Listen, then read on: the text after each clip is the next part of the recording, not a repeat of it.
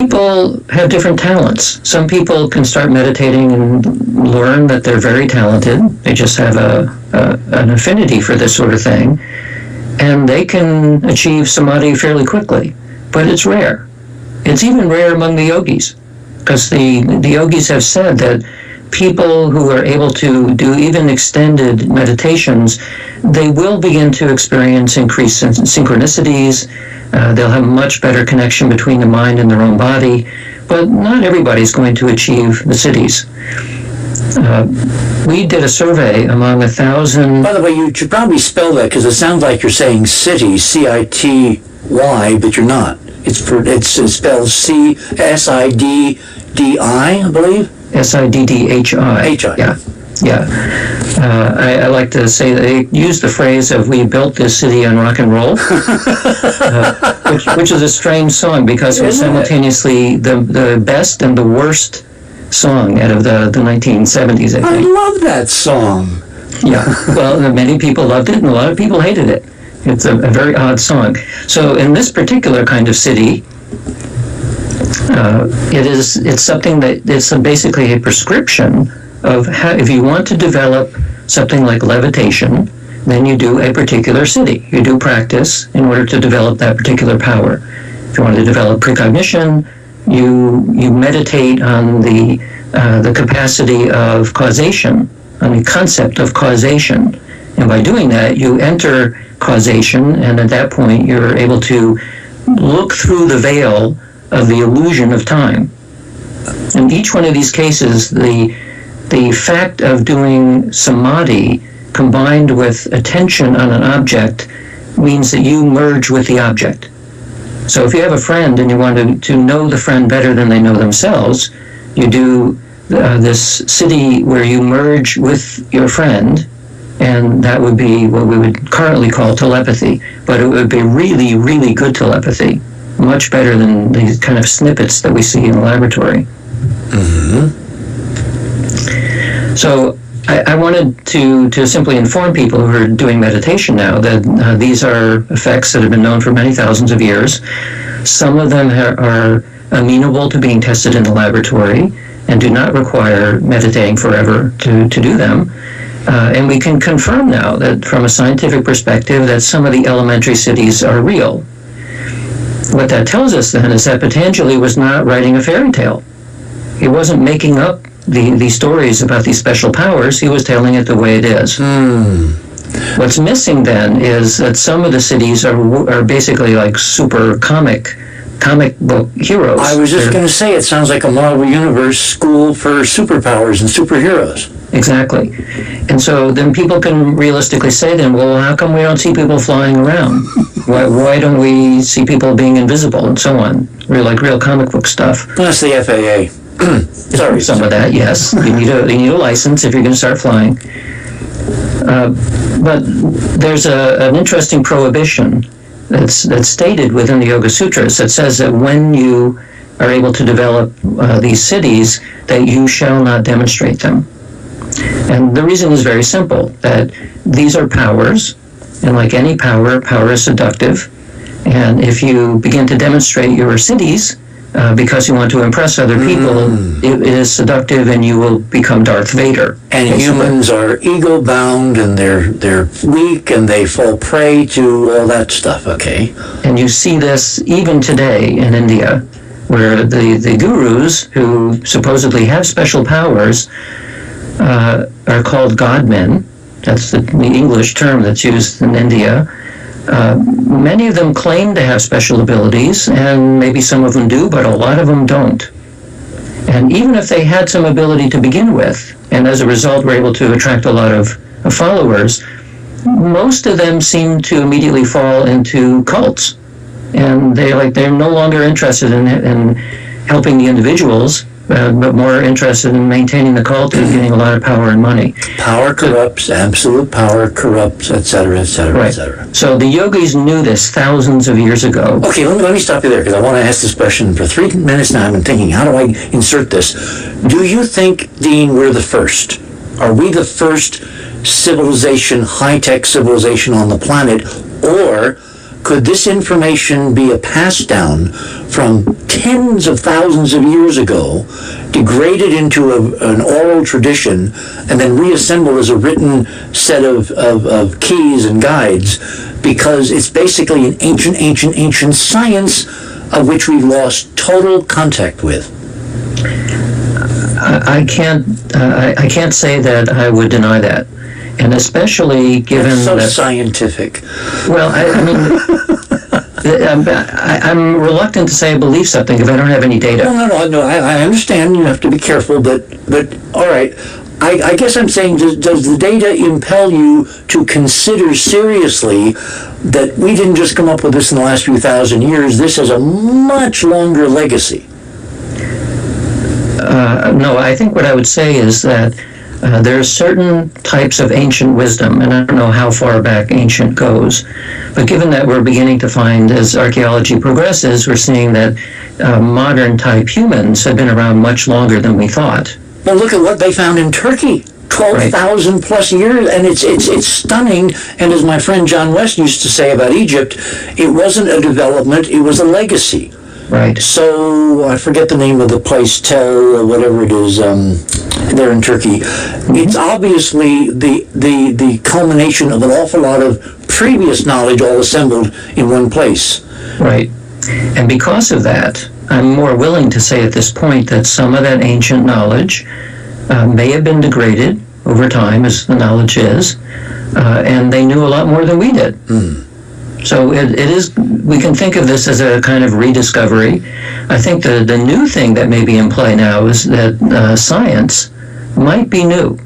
Because if there was something like more advanced science than we have today, we would probably be able to find artifacts that look scientific in some way, or at least the kind of technologies that we're aware of. And maybe they leapfrogged the kind of technology we have today and will be And got that Skype problem again. be more along the lines of what I would call consciousness technologies. And at that point, we won't need cell phones, and we won't need all this big hunks of metal all over the place, because we will learn how to do things with our mind, which I think is more fundamental than the physical world. Okay, I want to ask two more questions here, and then I want to ask a big question. You say as you open your book, you started with this remarkably weird question: was Buddha just a nice guy? What did you mean by that? This question comes about because, as you may know, that the Dalai Lama has been having dialogues with scientists and Buddhist monks for many years now, 25 or more years. And in almost every meeting, he will talk to the scientists, and they will compare Buddhist lore against science. But the Dalai Lama at some point says, well, what about reincarnation? And what about our oracle that can foresee the future? What does science have to say about this?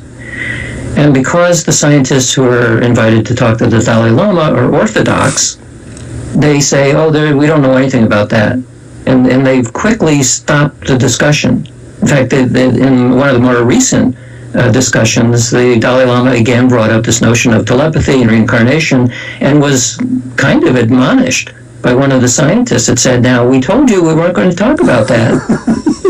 So at IONS, we're trying to change this by making it safe for scientists to talk about these things. The reason why they try to hush up the Dalai Lama is because it literally is not safe for one's career as a scientist to talk about these things openly. And isn't that a sad commentary on so-called science, Dean? Science, I think, should be open and tolerant, and it's going to be like any other human affair. There are taboos, and you don't break the taboos. Now, there is evidence all over the planet now that things are changing at Warp 9 in all different fields. What about the reception to your work? Have you seen any glimmers? This is kind of an aside. Have you seen any glimmers on the horizon that your work and the 7 Sigma results is actually finding an audience that gets it? Scientific audience? So. Yes, I think that is happening. In maybe the last 5 years, and beginning to accelerate. So, well, that's cool. Any specifics you want to tell us? Well, like, for example, last year when I was invited to Australia to speak to the leaders of Australia, right? Roughly 200 people who were in charge of their government, their business, their education, and their military a private affair, or I was talking about cyber search. And the reason was that the leaders around the world are now recognizing that we're faced with a lot of apocalyptic scenarios, and they're looking for, as strategic thinkers, out-of-the-box solutions. Yes. And they're willing now to entertain things which they were not able to before. How interesting. Necessity being the mother of you-know-what. Well, yes, a crisis will push for, also that leaders at every level know that they have to rely on their intuition, because you never have enough information to make the right choice. Do you remember what Obama's chief of staff said? Never let a good crisis go to waste. Yeah. So this is an opportunity to get these folks to think unthinkable things. Yes. How about I was thinking earlier when we were talking about 9/11 and the idea of terrorism and the shock value, when 4 or 5 guys with a few AK-47s shooting 132 people in Paris can paralyze the world for a week. That's what they want. They want to cause shock waves in the consciousness and fear. Our guys are the good guys looking at the antidote for that in the consciousness realm, having nothing to do with drones and smart weapons and Abrams tanks and all that crap, which is not going to work. It's a big problem. But what you mentioned is about the unthinkable. That was the actual title of this seminar in Australia, Thinking the Unthinkable. How cool. And this is not just Australia. This is happening in all countries around the world. So it is a kind of a door opening to be able to discuss this, still not publicly.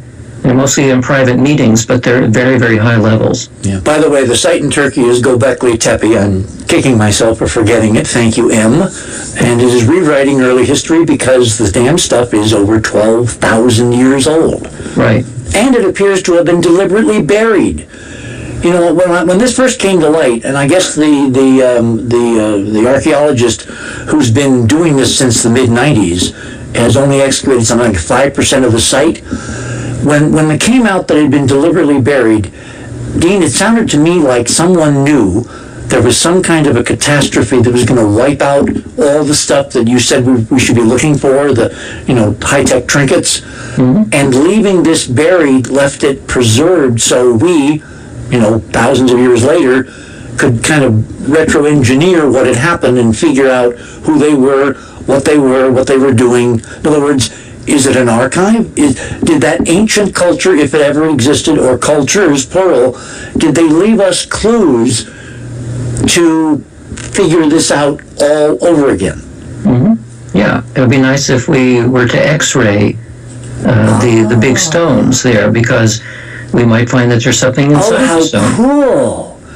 Yeah. I have never heard that proposed. No, you start tapping on one of those stones and crack it a little bit, and an android will come out. Or a little panel will open, and there'll be a little flashing light, and it says, go to XX North, XX, West, or... Anyway. Yeah. So, sure, the supernormal is talking about an ancient method where slowly science is catching up to confirm that some of the ancient lore is correct. We're also reasonably sure that some of the ancient lore was wrong.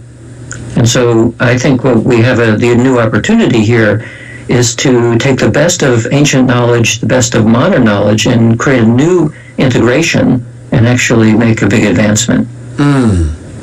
And again, for folks that are calling, we're going to take calls after the bottom of the hour, so please be patient. I got a couple more myself here. Okay, on your book, let me think about this. We talked about this current scientific skepticism and the fact that you say now over the last 5 years you've seen some changes. Going back to the terrorism thing, has anybody from the Pentagon or Homeland Security or whatever actually contacted you and said, how can you help? No. Why not? Well, there's still the giggle factor. And yeah, but the CIA did remote viewing experiments back in the 70s. Only because it was classified. It wasn't in the public domain. So no one could giggle. Right.